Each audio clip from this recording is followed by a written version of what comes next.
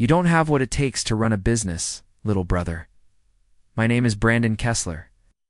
For 15 years, I was the operational backbone of Skyreach Hotels, my family's boutique chain. At 42, I wasn't interested in titles. Just wanted to make sure our 8 properties in the Northeast ran smoothly, that our staff was valued, and that our guests kept coming back. Across the desk, my sister Danielle had her arms crossed. She'd been president of Skyreach for exactly 11 days ever since. Our father stepped into the chairman role. Her first executive decision, firing me. The board agrees we need fresh perspectives, she said, watching me empty my desk drawer. We've hired a consultant from Marriott to handle your responsibilities. I nodded, keeping my face neutral. Board was her, our father, and 2 of her business school friends. Danielle had always been the face of the company, charming investors, taking credit for our growth. Meanwhile, I handled supplier negotiations, managed renovations, and built relationships with staff. The unglamorous work that kept us profitable will get 6 months of severance, she added, checking her watch. HR has the paperwork ready. I placed family photos in a box, careful not to let anything crack. The framed picture of our grandfather, in front of our first hotel in Burlington, went in last. Danielle had never bothered to display it in her office. Nothing to say? She prodded, her perfect blazer and perfect manicure unmarred. I just smiled, a hint of sarcasm in my voice. Good luck with the Westbrook renovation. Her eyes flashed with momentary panic. The Westbrook property was our largest, and its renovation was behind schedule and over budget. It was a problem she would now have to solve without me. We'll manage just fine, she recovered. My consultant has turned around properties twice that size. I just nodded again, picked up my box, and walked out without another word. 15 years of work, dismissed in a 15-minute meeting. What Danielle didn't know, or maybe had forgotten, in her rush for control, was that 5 years ago, our father had given me advice that changed everything. Never put all your eggs in one basket, Brandon, he'd said. The hotel business is in our blood, but land is where the real value lies. It was advice I'd taken to heart, quietly making moves while my sister collected accolades. As I drove away from our corporate office in Boston, I wasn't worried. I was patient. And patience would pay off when the lease renewals came due in just 3 months. I grew up watching my father build Skyreach from a single struggling property in Vermont into a respected regional chain. While Danielle shadowed him at industry events and investor meetings, I preferred following our maintenance staff, learning how the buildings actually functioned.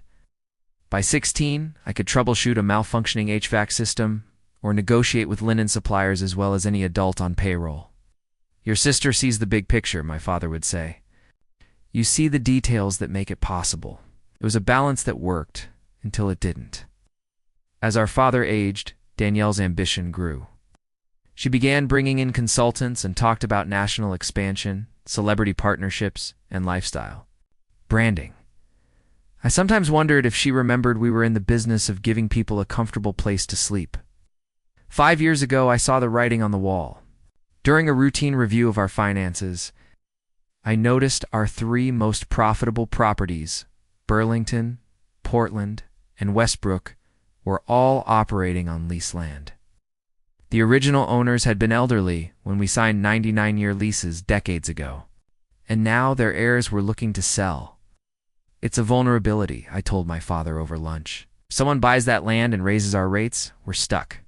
I could buy them, I said carefully, personally, then lease them back to Skyreach. At the same rates? My father studied me. That would require a significant personal investment.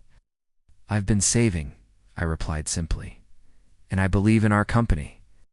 3 months later, I owned the land under our 3 flagship hotels. The company remained the tenant with a 5-year preferential lease that would need renewal. Does Danielle know? My father had asked. It's all in the corporate documents, I said. But she doesn't read those unless she has to. He chuckled. Your sister sees the forest. You see the trees?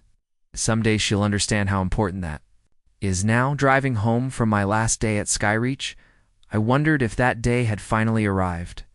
The morning after being fired, I woke at 5:30 a.m. For 15 years. I had started my day reviewing overnight reports, Today, my phone remained silent. No emergencies, no fires to put out. Just silence. I made coffee and sat on my back porch. Phone buzzed. A text from Miguel, our head of maintenance at Westbrook, heard what happened. They're lost, man. New consultant already making changes. Cutting corners on the renovation. Not good. I typed back a simple thanks but didn't offer advice.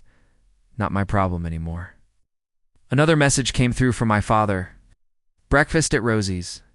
8 a.m. When I arrived, he was already in a corner.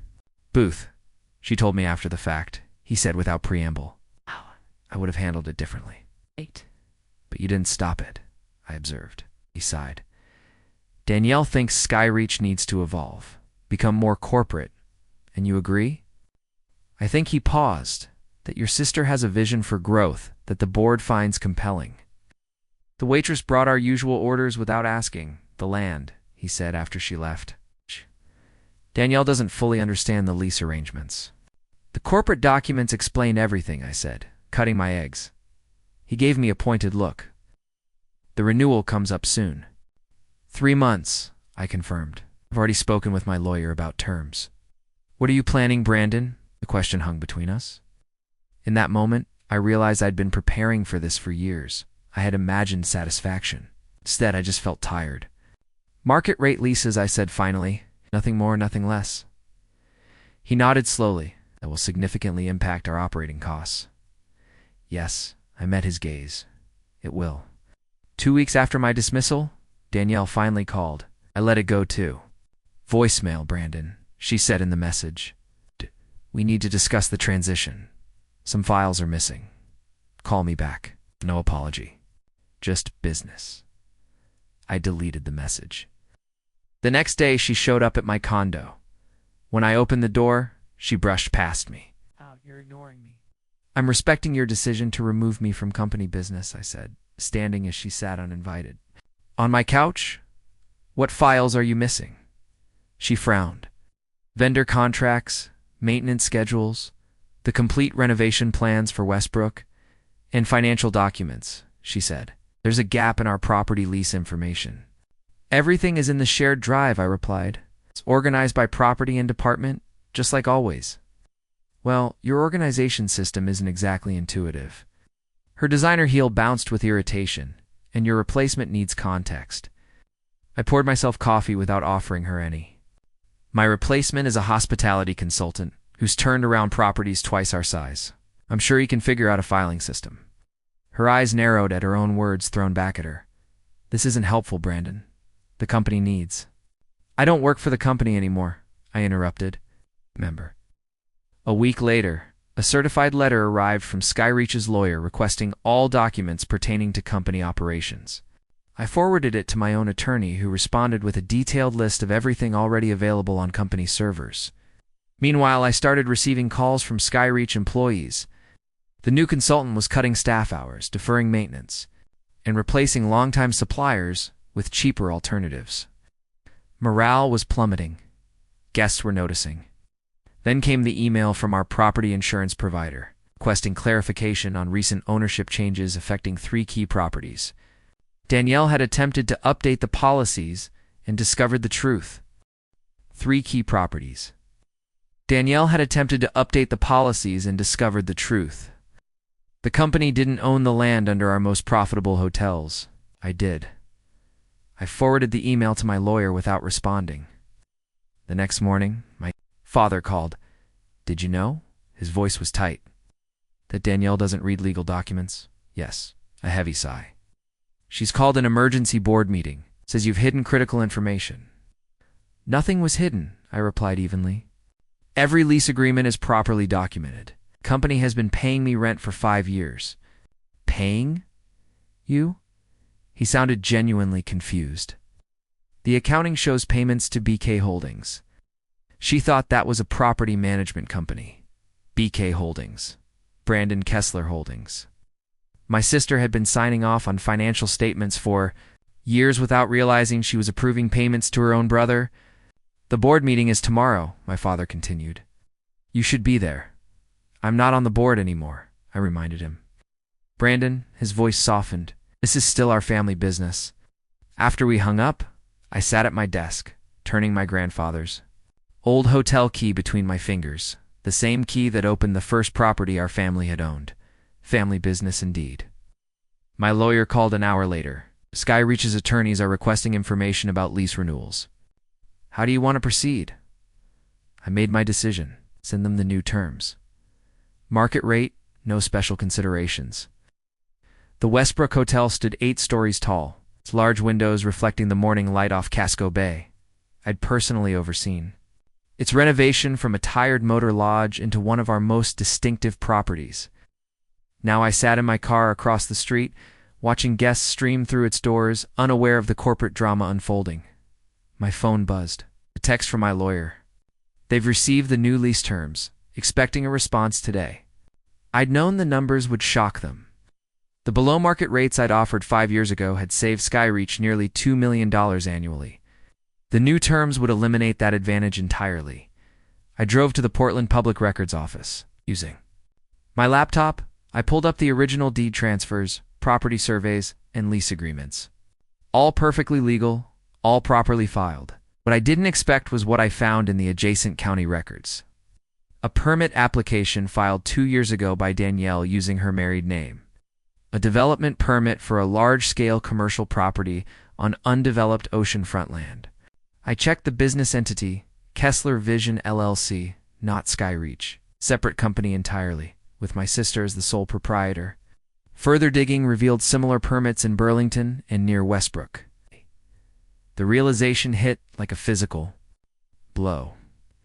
While I'd been faithfully managing our family's hotels, Danielle had been planning to launch her own competing chain. She hadn't fired me because she thought I was incompetent. She'd fired me because I was in the way of her true ambitions. I called my lawyer immediately. I need you to look into a company called Kessler Vision LLC. 2 days later, we had the full picture. Danielle had been courting investors for her own luxury hotel brand for nearly 3 years.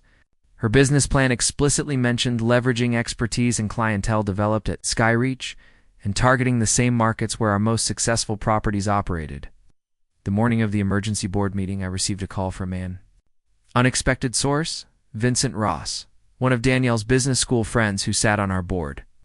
I've seen the lease renewal terms, he said, and I've heard rumors about Kessler Vision. Not just rumors, I replied. Long pause. Danielle assured us you were stepping away voluntarily, that you wanted to explore other opportunities. The board meeting is at 2. I think you should know that Danielle is going to propose Skyreach sell the Westbrook, Burlington, and Portland properties. Says the lease terms make them unprofitable. The final piece clicked into place. She wanted Skyreach to sell the hotels so her new company could acquire them at distressed prices. Thank you for telling me, I said. Didn't tell you anything, Vincent replied and hung up. I sat very still, letting cold rage wash through me. This wasn't just business anymore. This was betrayal on a level I hadn't imagined. Instead of attending the board meeting, I flew to New York to meet with Julian Hayes, CEO of Commonwealth Hotels. Interesting timing, Julian remarked as we settled in his corner office overlooking Central Park. I heard Skyreach is considering divesting some properties. 3 properties, I confirmed. Their most profitable ones. He leaned forward. And you happen to own the land beneath them. I nodded. A situation my sister failed to appreciate. Until recently, Julian's smile was all business. So what exactly are you proposing, Brandon? A partnership. I slid a folder across his desk. Commonwealth acquires the buildings when Skyreach sells. I maintain ownership of the land, but offer you preferential lease terms. While Julian reviewed the documents, I gazed out at the park. 15 years at Skyreach, and I'd never had an office with a view like this. These properties fit our expansion strategy, Julian said finally. But I'm curious, why not just raise the rent and force your sister to keep operating them? You'd make more money. She's already planning to launch a competing hotel chain, I explained. One that would directly target Skyreach's market. That's ambitious. That's one word for it. I kept my voice neutral. I believe her plan was to devalue these properties. Have Skyreach sell them, then acquire them through her new venture at reduced prices. With you as her landlord, Julian chuckled. Awkward. I prefer to choose my business partners more carefully. Commonwealth has a reputation for retaining staff during acquisitions. That matters to me. This isn't about family anymore, I replied. It's about doing the right thing for the people who built these hotels. 2 days later, Commonwealth's legal team began drafting acquisition proposals. I contacted key staff members at the 3 properties, discreetly informing them of potential changes and assuring them their positions would be secure. The news broke faster than expected. A hospitality blog published a piece speculating about Skyreach's financial troubles and Commonwealth's interest. Danielle's response was immediate, a company-wide email denying any plans to sell properties. Then my father called, his voice weary. The board rejected her proposal to sell. Good, I said simply. She's furious. Says you're undermining the company. Paused. She found out about your meetings with Commonwealth. Brandon, he sighed. What are you trying to accomplish here? Protecting what I built, I answered finally. The same way you taught me. 3 weeks later, Skyreach's stock dropped. 12% following a quarterly report showing declining revenue and increasing costs. That same day, I received a formal request from the board minus Danielle for a meeting to discuss strategic alternatives. When the day came, I walked into Skyreach's conference room for the first time since my dismissal. Danielle sat at the head of the table, face tight with barely controlled anger. Our father sat to her right, looking every bit his 70 years. I took my place at the opposite end, opened my portfolio, and waited. Let's be clear about what's happening. Here, Danielle began. My brother is attempting a hostile takeover of the company our father built. Correct, I replied calmly. I'm simply exercising my rights as a property owner. Commonwealth Hotels is interested in acquiring buildings. Skyreach no longer wishes to maintain given the new lease terms. Vincent Ross cleared his throat. The board was presented with misleading information, I countered, sliding folders too. Each member. These documents show that while serving as president of Skyreach, Danielle was simultaneously developing a competing hotel chain targeting the same markets. The room went silent. My father's face drained of color as he opened his folder. This is absurd, Danielle sputtered. A hotel development company with permit applications in 3 cities where Skyreach operates, I finished for her. With a business plan explicitly stating its intention to leverage expertise and clientele developed at Skyreach. Our father turned to her, betrayal evident in his expression. Is this true? Her silence was answer enough. I continued. Commonwealth's offer exceeds market value for the properties. It includes guarantees to retain all current staff and honor. Existing customer commitments? I paused. Something Danielle's venture had no intention of doing. You've been planning this for years, she accused, voice shaking. Buying the land, waiting to spring your trap. No, I corrected. I bought the land to protect our family business. You're the one who decided I wasn't part of that family anymore. The board voted unanimously to accept Commonwealth's offer. My father abstained, sitting motionless. As the meeting concluded, Danielle stormed out without a word. 1 year later, I stood on the rooftop terrace of the former Westbrook Hotel, now the flagship of Commonwealth's Northeast Collection. The property had been renamed the Harbor View, but much remained unchanged. Miguel still ran maintenance. Most of the staff had stayed on, and guests still enjoyed the same ocean views that had made it special. Julian joined me, handing over a quarterly report, revenue up 17% from last year. You were right about the local market potential. As consulting director for Commonwealth's regional properties, I worked primarily behind the scenes negotiating with suppliers and mentoring staff. No corner office, no board politics, just the work itself, which was all I'd ever wanted. Have you seen your father? Julian asked carefully. I nodded. He's adjusting to retirement. sure. The takeover. He'd stepped down from Skyreach entirely. The company still operated, though none of the remaining properties were performing as well as the ones Commonwealth had acquired. And your sister? Kessler Vision filed for bankruptcy protection last month, I said, without satisfaction or regret. Turns out hotel development requires more than ambition and a business degree. We stood in comfortable silence, watching boats navigate the harbor. Eventually, Julian left for another meeting, and I remained alone with my thoughts. My phone buzzed with a text from my father. "Dinner tonight. Bringing the grandkids." I smiled and confirmed. My niece and nephew weren't responsible for their mother's actions. I'd made sure my relationship with them remained intact. As the sun began to set, I took one last look at the property. Not just the building, but the land beneath it. It's the foundation that made everything else possible. In the end, that's what Danielle had never understood. Success wasn't about who sat in the biggest office. It was about creating something solid, enough to weather any storm. I turned away from the view and headed downstairs. Time to prepare for dinner with family. The part's worth keeping anyway.